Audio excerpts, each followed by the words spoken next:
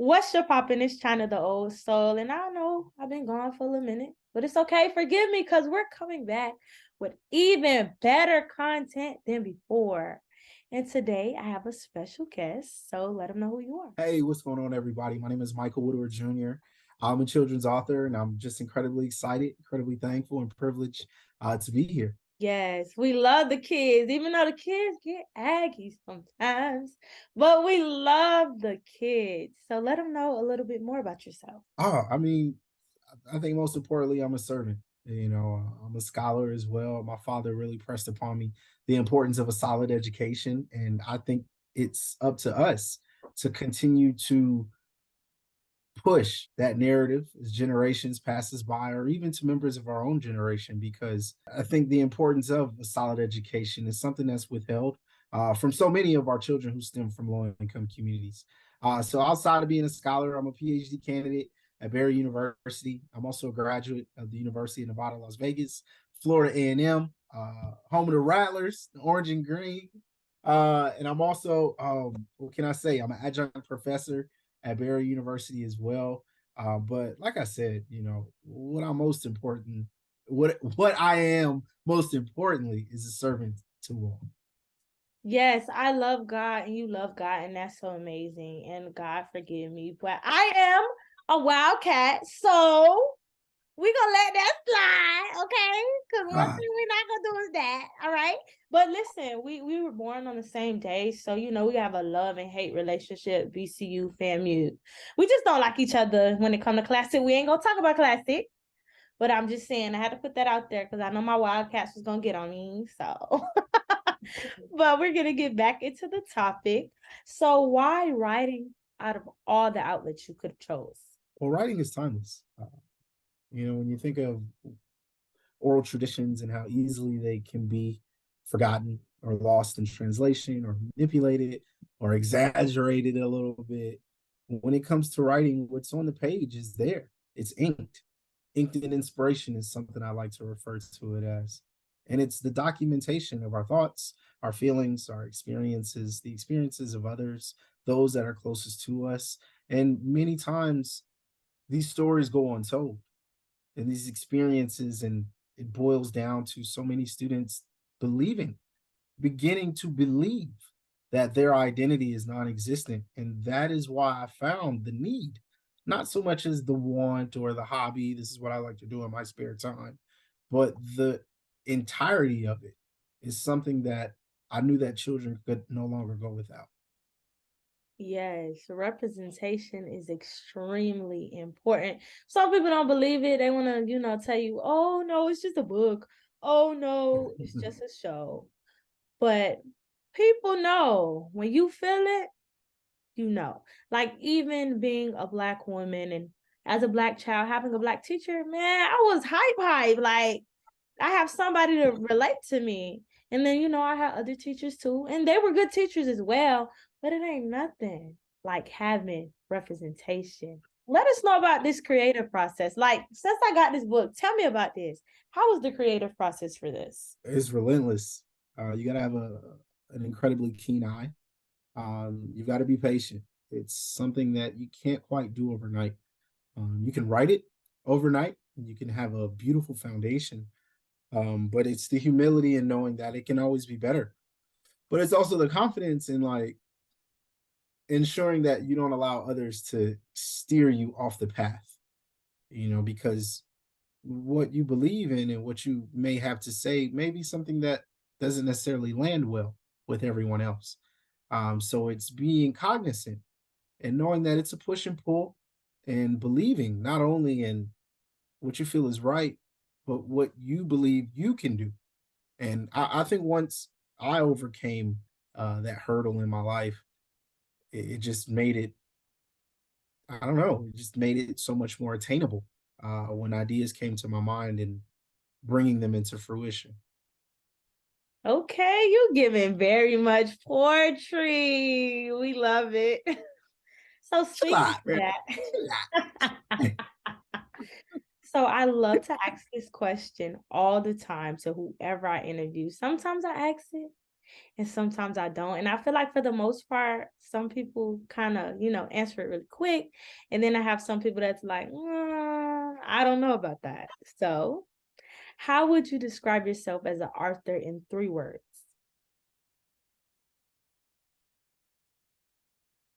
See? Yeah. Yeah, hey, there's some good ones. There's some trying to be meticulous about it. Intentional,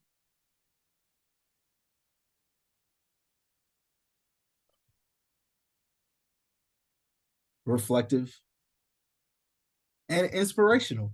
Right? Okay. Ding, ding, ding, ding, ding. Yeah, got to, got to, got to. Amazing. So, going back to the writing, what is your favorite part about writing? When it's over. Like, you know what I'm saying? Like when the money's spent and when the betas and the drafts are complete and it comes very abruptly. You spend so much time and so much back and forth reading it out loud, changing the mediums in which you view the material. You can't just look at it, in the same like style. You have to like print it out or put it on a TV or read it on a tablet, and you have to switch up the information that you take in. You read it one time, you may just be focused on the pictures. You read it another time, you may be focused on emotions and like facial expressions, and all of these things have to what harmoniously come together in a way that just oozes with inspiration. But you have to be succinct. So I think one of my greatest lessons that I've learned throughout this process is you can always be better. Things can always be improved. So it's like a fine line between coming to terms with like, all right, this is good enough, and oh wait, I think it can be better. Wait, I think it can be better. So yeah, it's the fun part. So once that creative process is done, you're like, yes, look at this book. It's out here. Boom. I'll bask in it for just a moment. If you can imagine like a head coach getting a Gatorade bath. In my mind, the moment you head to the locker and take a shower, we out there ready for the next battle, ready for the next book. And I Okay. think that's one of my biggest downfalls. If I could name just the area of improvement, is when a book comes out, I love it. I love on it. I make sure I invest in the marketing in it, but I'm on to the next project. Once I close the door, it's how many more doors can I close next? I think I can spend more time relaxing and reflecting on, just the appreciation of the art of it. But I believe our presence is finite. But what can last forever is what we create. And through me, that's writing, you know, and, through you, it's podcasts and whatever else additionally that we choose to commit ourselves to. Okay. And I would like to say shout out to your illustrator because I love it. I really do. I'm gonna show y'all a little something, but y'all need to get that information on your own. But I'm gonna show y'all a little. Hopefully, I can see a little something, something. That's just a preview. Y'all don't get too much. We're gonna learn more Uh, later. it's So, okay. speaking of that, how does that process work with you and your illustrator? Like, do you guys sit down and like map out exactly how you want it to look, or do you just let your illustrator like go crazy and bring you an idea? That's a tough one. We want to make sure that we're on the same page in terms of thinking, but I'm kind of going into it pretty much with sketches and doodles, and Excel breakdowns, page by page, line by line of, things and feelings that come about when I read the text that I create. So I do like to allow a bit of creative freedom for them to kind of do their thing, and I'm not that like micromanaging. Oh, I want this blade of grass. I want this many like cars on the highway. Nah. You let people do their thing, but I do try to keep a straight and narrow path. This is the direction I want to go. These are the X amount of spreads that I want. Here's how each page is broken down. I've been in bars and like have like doodled on napkins, or I, just have countless like little journals around with like sketches, and I'll take a picture and send it to the illustrator. And just whatever illustrator I'm working with at the time, I always try to make sure I have it clear as day. What I'm looking for us to bring together to light. Okay, bring it to the light. Bring it to the light. So let's take it back a little bit, not too much, just a little bit. It might be a lot, I don't know. You let me know. So, Michael, as a child, did you enjoy reading and writing? Tell the truth if you Nah, enjoy it. nah, I was a horrible reader. I didn't learn how to write until I took an improved writing class at FAM. It was like college. Like, my pop's like, man, I don't even know how you got into that school. Like, and it's sad, I was, and that's typically how it goes. Those two abilities that children manifest or work on, lack thereof in some cases, they are conjoined. If you cannot read, then 9 times out of 10, you can't write. And Mm, a lot of cases, you can't do math. And you can't do a host of other things that are connected to the ability to do math. Children are phenomenal at math until it's time to go to word problems. Then they're like, oh, I can't read though, bro. So like the numbers are in standard form. I don't understand. They're in word form. I don't understand. And yeah, so I was that child that struggled. And similarly to my own third and fifth graders, it wasn't that I couldn't read. I mm, just never wanted to read. There that's was it. never really much of anything that really spoke to me and my zip code and my household, my socioeconomic income status. Protagonists didn't look and sound like me. Um, when I did come across certain texts uh, that had our identity within it, we were stereotyped or we were, secondhand. We were the sidekick or the antagonist, and that was a problem. The dunce, that was a problem with me. I did find, comfort and peace in reading the Goosebumps series. That gave me a bit of joy and, you know horror and fantasy, and realizing it was diverse. I remember the car. I remember the show. I remember the show. I remember the book. Um, Things were diverse. Stories were diverse, and it made me feel a part of the narrative or the story or whatever that was being told at the campfire. And a lot of times, children don't really get that feeling in libraries, and that's the problem. That's incredibly a huge problem. Yes. And I'm shocked right now because honestly, the last time I really talked to a writer was my line sister. She has a blog. So that was like the first time I really, did went into that as far as writing and reading. And she said yes about, loving to write and read. So when you said no, I was like, wow, that's very interesting. So we're definitely going to get more into that in the second segment. As an author, are there any writers who inspire you? Oh yeah, we got James Baldwin, we got Maya Angelou. I'm over there trying to digest Charles Dickens within Tale of Two Cities. Um, what's that man name? Da Vinci Code. Dan, Dan something. Dan. Oh my God, Dan Gotta Brown. get his name right now. Okay, there we go. Dan Brown. So yeah, there are a bunch of There's so many. The Awkward Black Man. I can't think of the author. Something Charles. I can't think of his last name. We're gonna get it But right.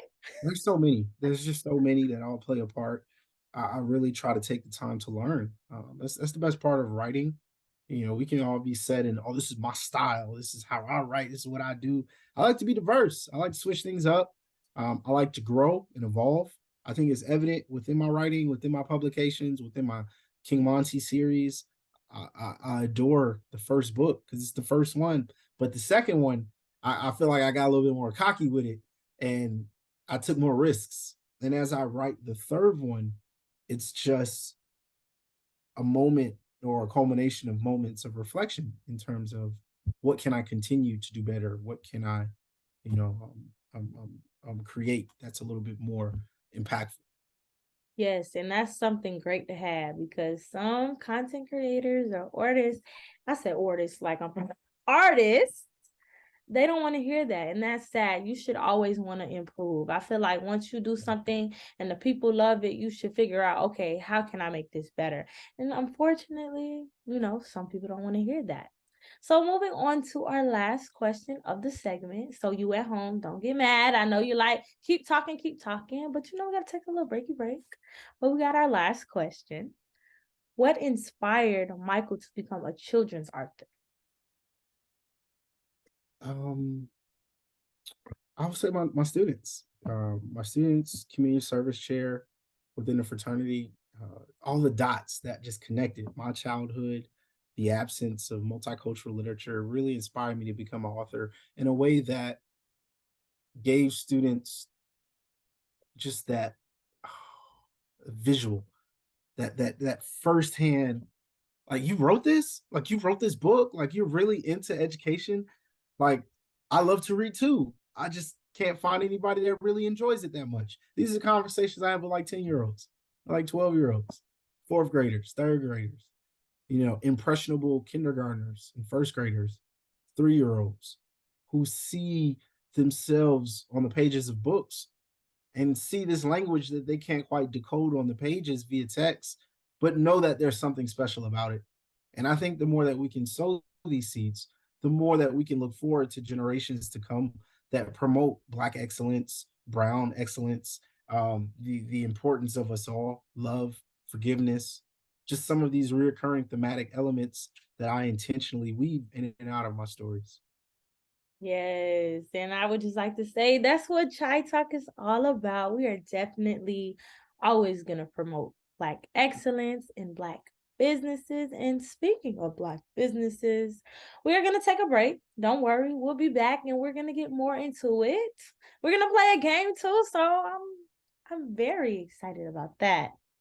So just, be patient. We'll be back. And make sure you invest into this Black business.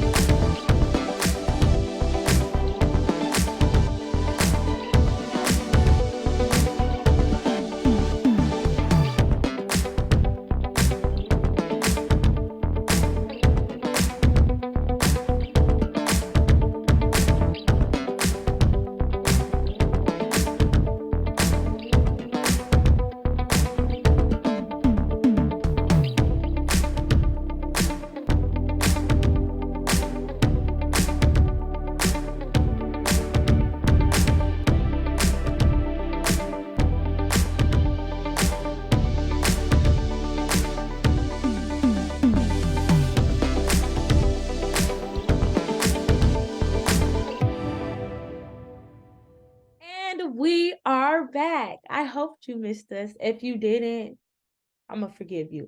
But we are back and we are going to get into it. Like I told you, he's an author, not just any author, a children's author. I'm going to just show you the front. You have to get the rest later. And we're going to get more into that. So, how and when did you make your first book? Oh, December 2019. I want to say December 11th, 2019. It was published. King Monty, Are You My PE Teacher?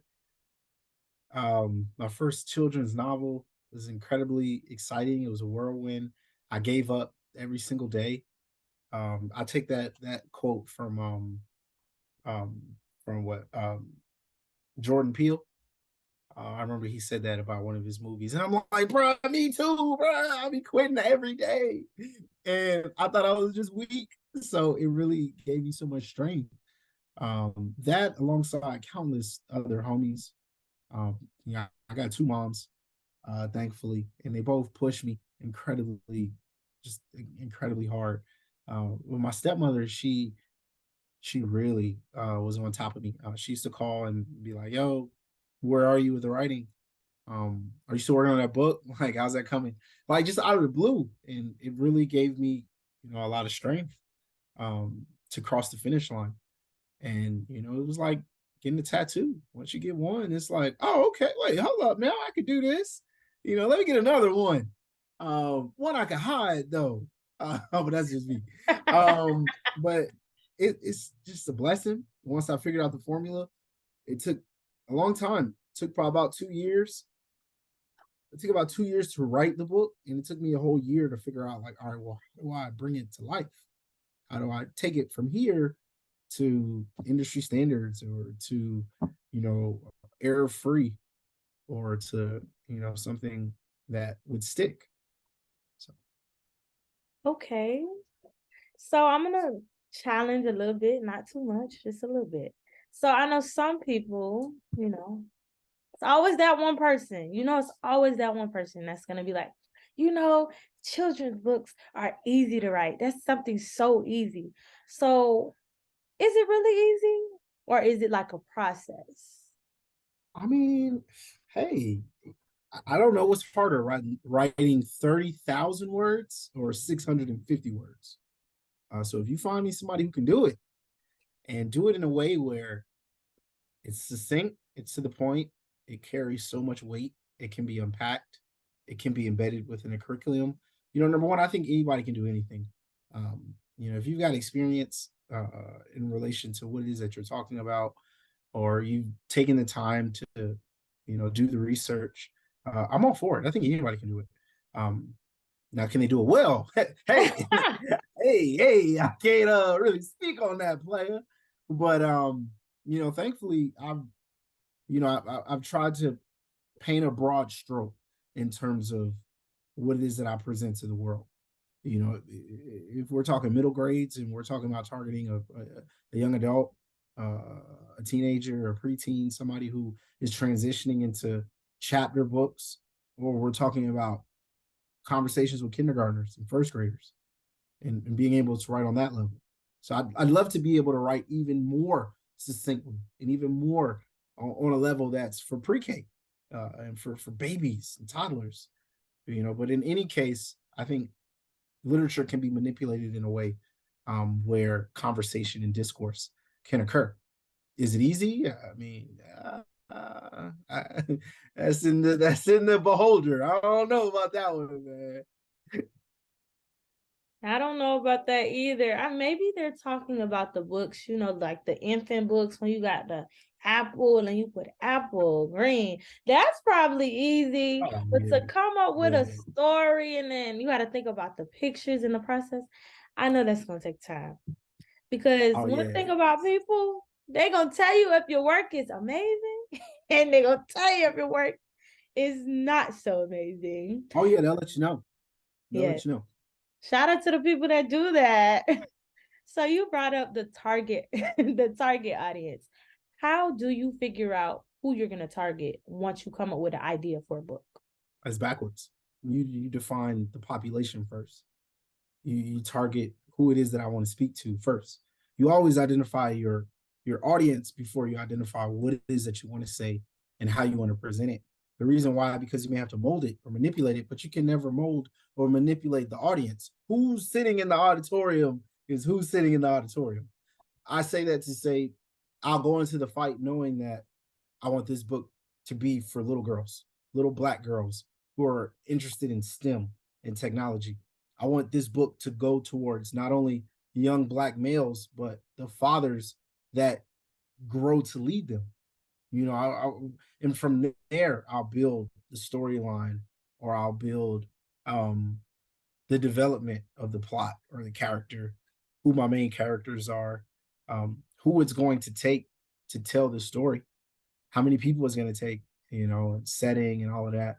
But the very first thing I define is the audience, followed by the problem. Usually that's kind of hand in hand. If I can find the problem, I can find who's most adversely affected in comparison to the people and what problems come about as a result. Does that make sense? Interesting. Yes, I wasn't expecting you to say that. In, Just expect in the the mind of a madman. I'm sorry. unexpected. I'm sorry. Yes, very interesting. Like you're just surprising me. I got to be ready for anything at this point. So now let's go into the parents and the children. How important do you think it is for parents to encourage their children to read? I think it's incredibly important. It's not so much about as it is about encouragement as it is to modeling. Children need to walk in and see you hold the book, or they need to see you fake the funk. And if this is like the best book that you've ever read in front of them, then you got to act like it. If the book can be better, then that's okay. Honesty goes a long way, even with children, because they are the most honest people that are around us. They'll let you know.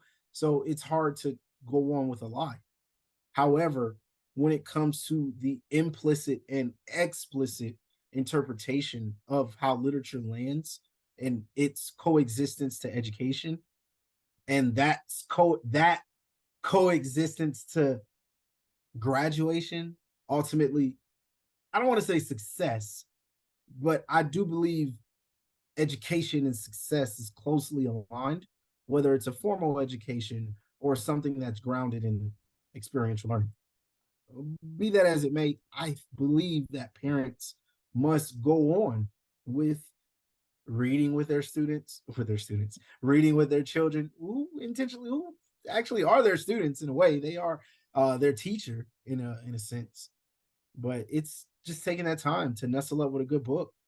I'm not sitting here saying read, you know, just incredibly long text to really shove it down their throat, but unpacking very similarly to how you would if you left AMC or you left the movies and you guys saw a great movie together. And sometimes that's a stretch to get parents to invest in, but there are a lot more who are willing to do it. They just need a push. Yes, please push the children. We want them to be reading on great levels in school.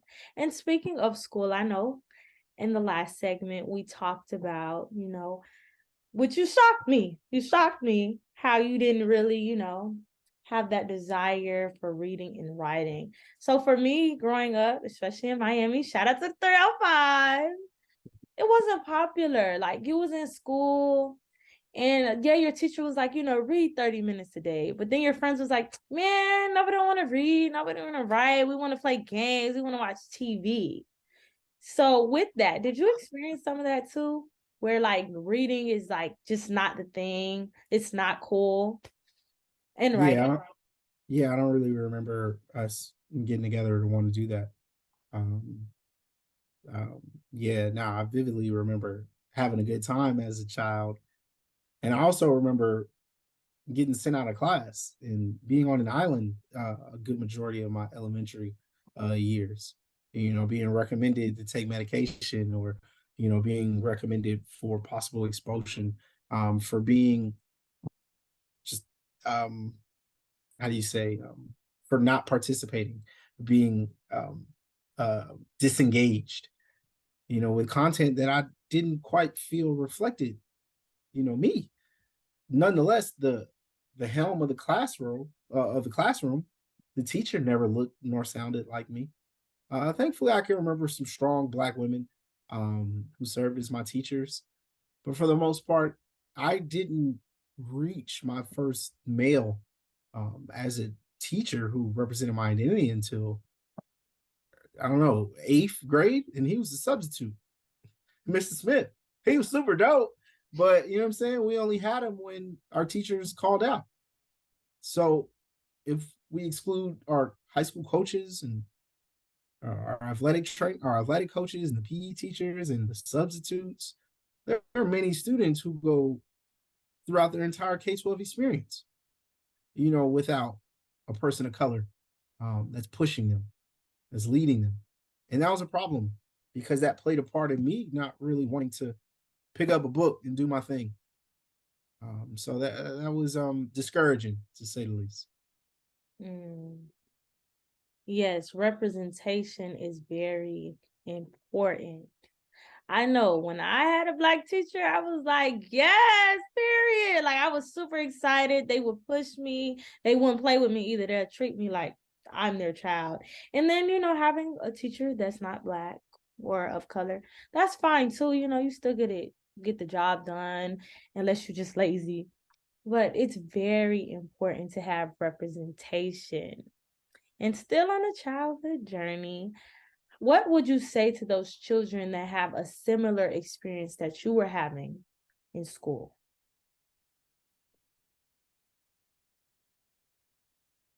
Um, Continue to dream, continue to be optimistic. There is literature, and there will continue to be literature. I think with the establishment of self publications, authors such as myself and countless others are no longer relying on the affirmations or the acceptance of others to push our material and our thinking and our inspiration forward. And to me, that's a blessing. While I'd love to, take my material and my content to new heights and continue how to improve upon it as best as I can. For now, I know that there are so many students, so many scholars, so many young Black men and women, children adults, parents who are clueless, who live in my neighborhood, live in my zip code, live in our neighborhoods, our zip codes in South Florida and beyond, who go without even the bare necessity of seeing themselves between the pages of books on and off library shelves. And that is something that keeps me up late at night and super early in the morning. And it's what allows me to just continue to persevere through. Okay, the inspiration and the motivation. We love hard work. So what is the object? Oh, can't even speak. See, we got two into it. So what is the objective every time you write or have written a book? To inspire, to create moments of curiosity, to create opportunities for discourse, to create something timeless. I want children after children after children after children to be engaged in a way where they feel a part of the story. They feel a part of the success that comes about when they are in full belief of their capabilities, of their histories, and just this manifestation of what they can become. That is the entirety of my intent within this game of inspiration. Okay, we love it. We need snaps for that. Snaps. I might add a snap effect. We're gonna see. So out of all the books you wrote so far, I don't know if you're gonna have one, but do you have a favorite? And if so, why? Oh man, they're all listening. I can't say that. They're all around me listening. It's tough, man. It's tough having to go to because I'm constantly just trying to better myself and one up myself.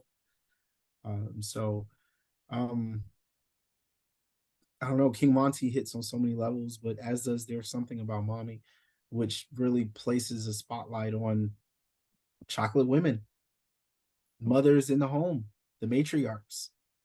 There's so many underlying tones within all of my different publications that I try to create a moment for all the reader, the person being read to, a moment of imagination or a window of opportunity in regards to how someone else is living their life who may be of a different culture or maybe of the same culture. So these moments, they mean so much to me. And I don't want to say my favorite. Oh man, girl, that's tough, man. I can't be just saying that. I don't know, dog. They all my favorite. No, King Monty, the firstborn, firstborn is always that one that's like, all right, I did a little something, something with you. Now let me see if I can do a little something, something with a few more. So that's just the path that I feel like that book is on alongside all of the others. But it's definitely the one that tugs at my heart the most. Okay. Definitely giving parents vibes when you ask your parent, hey, what's your favorite child? I love all my children. You're all my favorite. All right. So let the people know where they can purchase your wonderful books as well as where they can follow you on social media.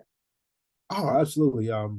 For authors' copies and personally signed books, you can go to my website at www.michaelwoodwardjr.com. You can also find links within my social media accounts. Author M. Woodward Jr. Is my Instagram. So that's one way to get a hold of me. And then, of course, they're sold wherever books are sold online, thankfully. All of my books are in Barnes Nobles, Target, Walmart. Um, I found it at different, bookshops around the world. So it's just an incredible blessing to have so many different points of sale to get these things out, get this inspiration out. Because these kids need it, they need to be engaged, and we need to strike up conversations in a way where they are a part of the story. Yes. Now I could go in Target and say, hey, look at that. I know that person. Or if you go in there like Barnes and Nobles and you're like, yo, I'm looking for this author. I'm looking for this particular book by this author. I don't see it. Then they'll go to their little catalog. They'll be like, oh yeah, this book is in the system. And then that's the point at which the consumer is like, well, I need more of these books on the shelves. How do we get more of Michael Woodward Jr.'s, or how do we get more of yada yada yada's books on these shelves? And it's just it's the match. When you get enough matches that are struck, um, yeah, something comes about from it. So it's just constantly realizing that I can't do this on an island, and I need people. I need support systems. I need anybody who's willing to take a chance and invest in a way where it's their time or it's their commitment to literacy and it's their love for language, because that is what our children need to express themselves in a way that we can intervene if need be. Okay, that's right, friend. I got you. You got my support. I'm gonna go yelling Barnes in the house. I'm just what is what's on the shelf? They're gonna be like, who are you? Hey, Okay. ain't nothing wrong with people. Other people do it all the time. I hear, because it takes a lot of research, and you want to hear like, all right, what worked for this person? How did this person get this book on the shelf? And it's yeah, that's what it's all about, building rapport. And I just think relationships are just integral with all the work that we commit ourselves to, whether it's book Yes, writing, arts, it doesn't matter. We need one another to succeed, all of us. totally agree. So that means when you see somebody with a business and that's your friend, don't play them. Support them. Repost it. Okay. Please don't just be in my views. Coming to our last question, we chopped it up, but we're gonna have fun in the next segment. I'm excited. We're gonna play a little game. But the last question, what advice/tips would you give to somebody who aspires to be an author? It's so easy to give up. So easy being left on red, emails not being replied to, some people hanging up the phone, or emails getting replied to like 2, 3 months later. It's like, yo, I done moved on, bro. Like, dang, you could have broke my heart with this like well before. You got that tough skin, and it's tough, man. It's incredibly tough because you want to be you want to seek to understand before you wish to be understood.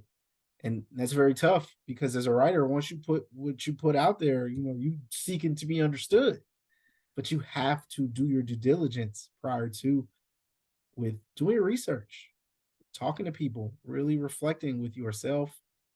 If it's your story, if it's someone else's story, to make sure it's factual, to make sure if you don't exaggerate, you do it in a way where it's for entertainment, but it's also not misleading people in a way where like there's no way out. And I always try to make sure I avoid writing in a way where there is no way out.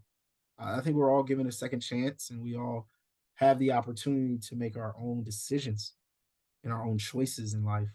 But for many of us, we must be reminded that we have to make the right ones. Continue to stay steadfast and continue to like just keep pushing through, keep creating, don't stop. Yes, great advice. And I hope you guys enjoyed because we're coming back, but you got to support. You got to see where you can get these books. So make sure you support.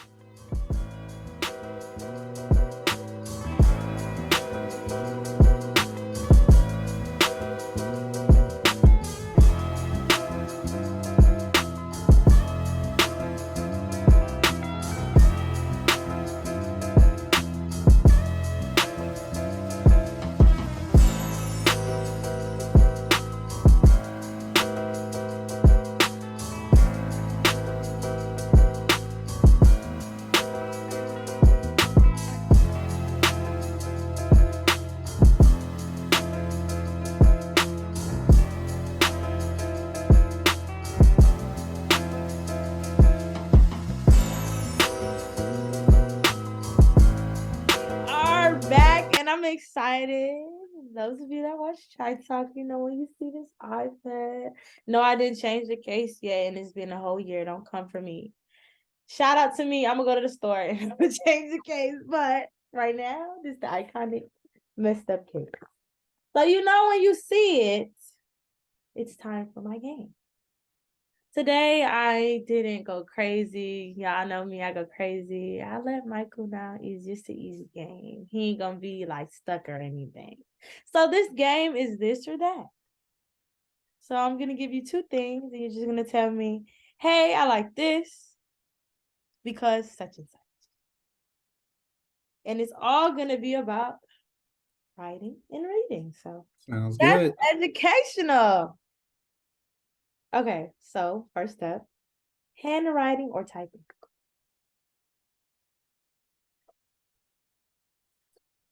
That's tough. Uh, typing. Typing. I agree because Handwriting. I love to handwrite. I just hate transposing it because you got to type it anyway.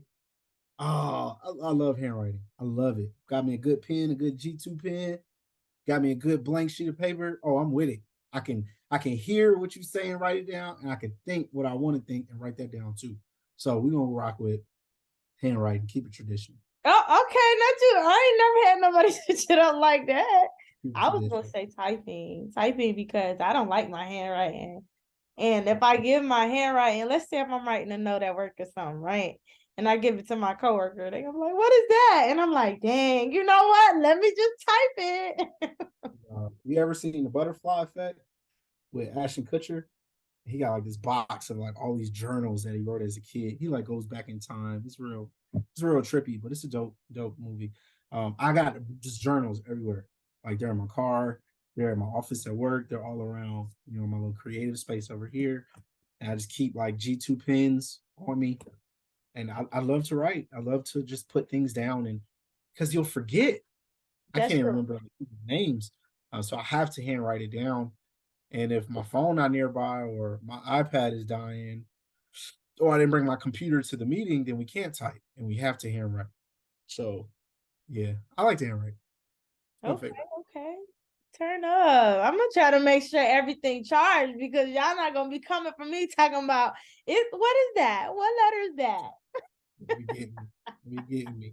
Same here. Sometimes I struggle to read my own. Same here. We ain't perfect. I thought that was I was the only one. I was writing something for the show the other day, and I said, "What? What are you talking about?" But anyways, let's get back to this game. So, essay or poetry? Essay. Ooh, why? You can't play with your words like that. I feel like poetry, we can have things make other meanings. We have to be very concise. We have to be very short with our words. If it's a haiku, it's got 575. Or if the cadence is off, then you gotta cut your darlings, and that could be something you really wanted to say, but you gotta let it go. When you write an essay, oh, it's fair game. I can write 30 pages, or I can write 10 pages. I can write 50 paragraphs, or I can do 5 paragraphs. So I just love the autonomy and the space that's allowed in essays. I love when I'm grading papers. I enjoy to see the structure of my students, transition words, grammar. You can really flex your muscle in terms of how you can grasp the English language um, through both mediums, but I think a lot more easier through essay writing. Okay, I'm gonna have to disagree with you because I get it. I get it. I suppose. listen, senior year of college, senior paper, I almost cried. Okay. But I made it and I passed. So shout out to my professor. Shout out to my paper. But still, I'm gonna have to go with poetry. Cause listen, if it's my poem, you can't argue with me about my poem. Cause how you gonna tell me what it means and how it's supposed to go if it's my poem? So that's why I have to go with poetry. I have to go with that poetry. I understand. I understand. I Okay. understand. Okay. It's the S. I think it's because you're a teacher. That's what I'm gonna say. It's because you're a teacher. So of course you gotta say essay. So I'm playing. I love a good essay. Oh yeah, give me them words. 3,000 word minimum. I want it. Come on. Let me see you get to the finish line. So yeah. But I mean, hey, poetry is not easy. We are not gonna take away anything because it's hard. It's so hard. Just all the different variations of poems and poetry. But Yeah. please, next question, please. Okay. So planning or free writing? What you mean? Oh. like planning out what you gotta write, Oh, or do you you gotta just plan. freestyle? No, you gotta know. This ain't 106 and Park. Like, no, you gotta plan. You gotta write it down first. You gotta do a mind map. You gotta do a list and prioritize. All right, these are my ideas for these next 4 or 5 chapters.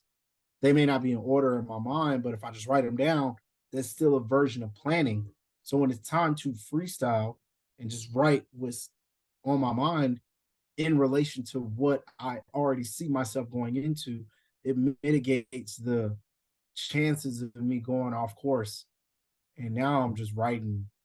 4 a.m. writing. 4 a.m. writing is cool, but 4 a.m. writing is just, you're just letting it just flow.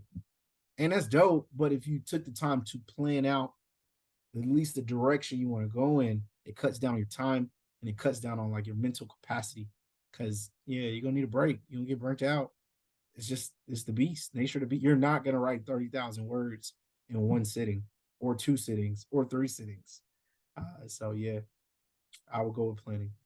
Okay, y'all heard them. Plan it out. Plan it out.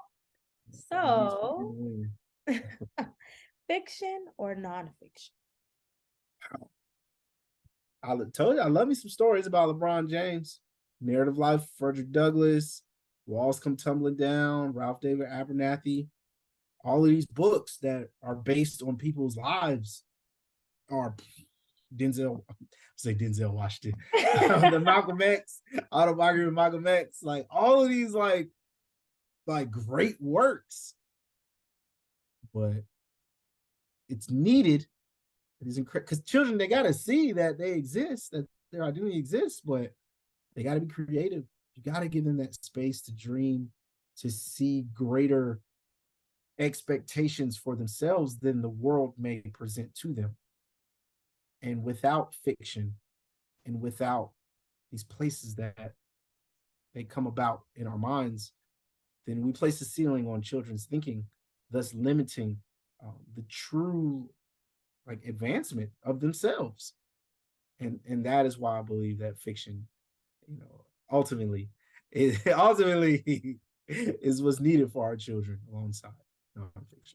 Wow, I ain't gonna lie. I need to do better because I purchased books. I did. I really Okay. did.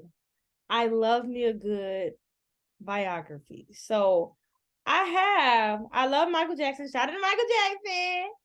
I just bought a biography and I got through 3 pages and it's been a month. It's But tough. It's tough. but I'm gonna read it. I'm gonna read Yeah. it. But Yeah. What I do you think? really love to hear that. Like, like as far as like hearing an artist story or just like you said, Frederick Douglass, people like that. I love that. Get me right with that. Yeah. No, it's real. It's hard. It's hard to read. Uh, because biographies are usually like super long. You think of Becoming by Michelle Obama, or you think of the Will Smith book.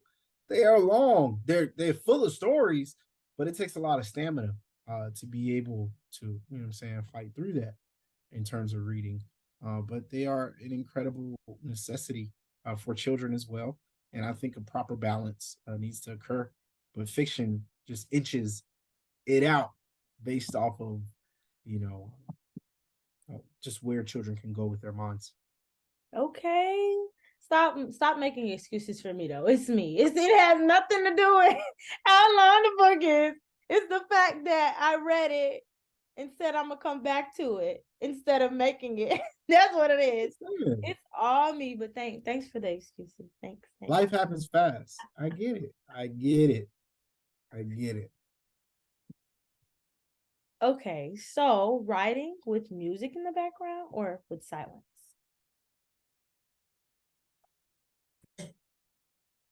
I like a little white noise. So, I could freestyle it. Music is nice. I have music on in the plane. So yeah, I usually have my headphones on. Um, Early in the morning I have the news on. As long as it's white noise, as long as it's like something like playing. Um, but if I had music, it puts me at a place of peace. We get some Sade going. What? Like really Okay. find some zen when it comes to writing. Um, Sometimes when it's too quiet, my thoughts, they do battle in my mind, if that makes sense. Okay. Well, for me, I can't pick because it depends for me. Because sometimes, I might could write or read with, music in the background, but then sometimes I get distracted by the song and I'm like, Yeah, you know what? Let me turn it off because you haven't even wrote one word on this paper. I agree. It's a lot. It could be a lot to maintain. But just finding the focus. What helps you focus, I think, is the biggest, most important key. And I do best with music when I'm driving, just in the background when I'm answering emails. Um, so yeah, white noise. Okay, okay. So this can be for reading or writing, whichever one you want to answer it for. So meaningful or hilarious?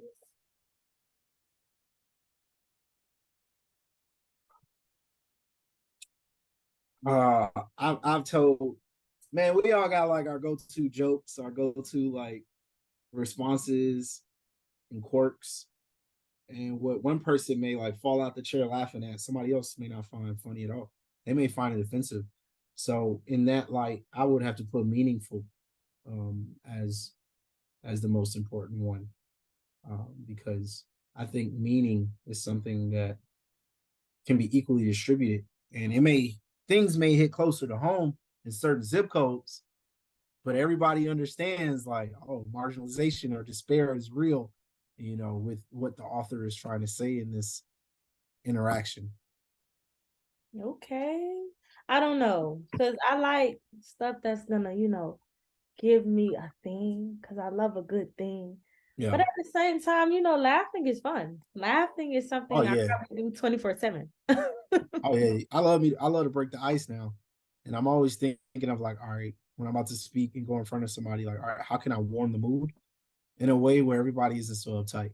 And it's something I would love to be better at in writing. Sometimes I think it's, um, if I want to make meaning, I can like have that fare a lot more.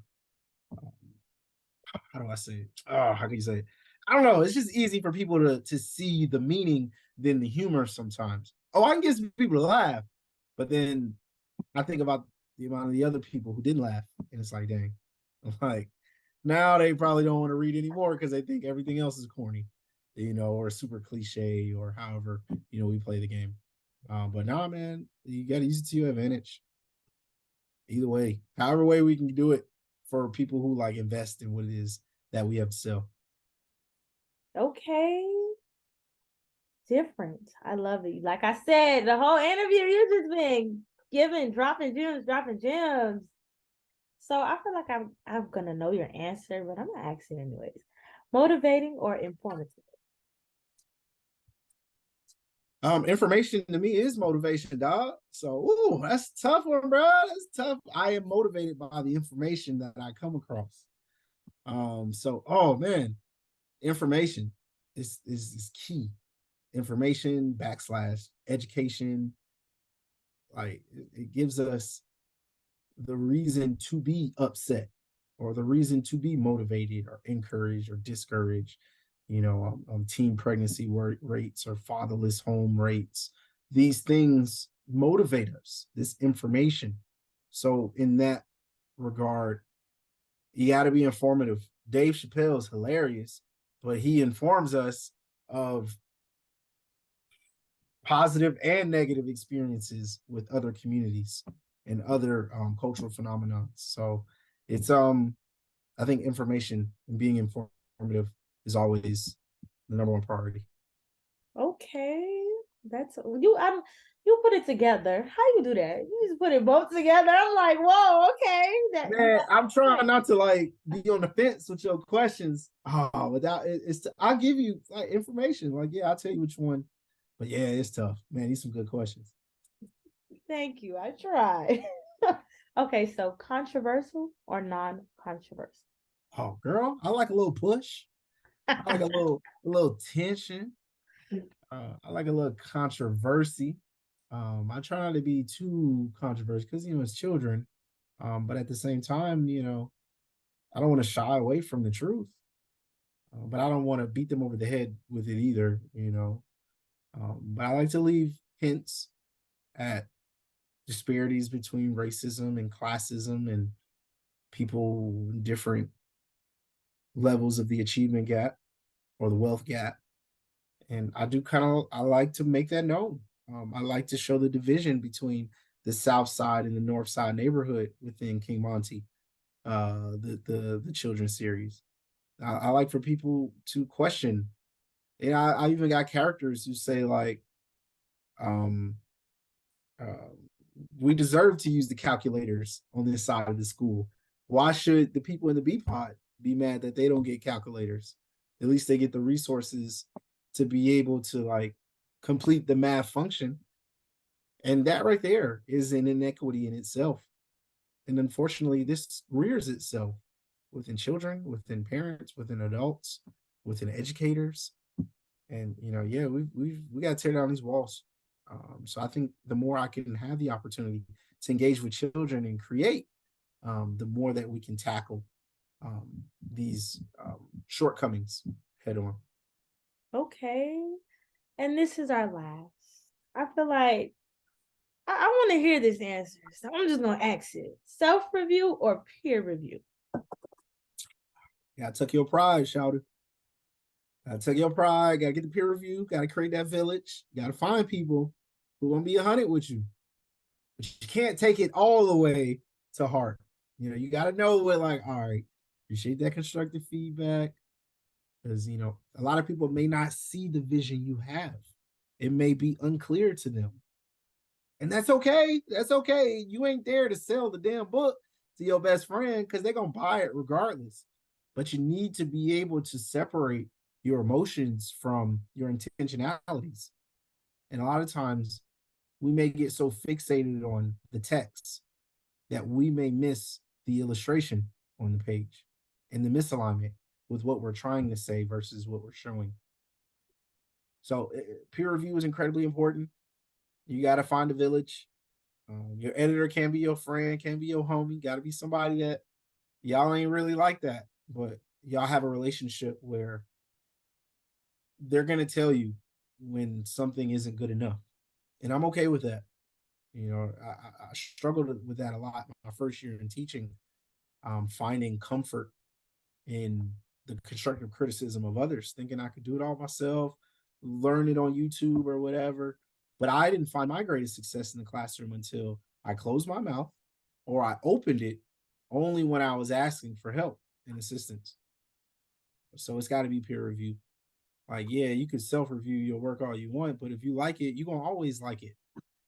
You know what I'm saying? You ain't the one buying it.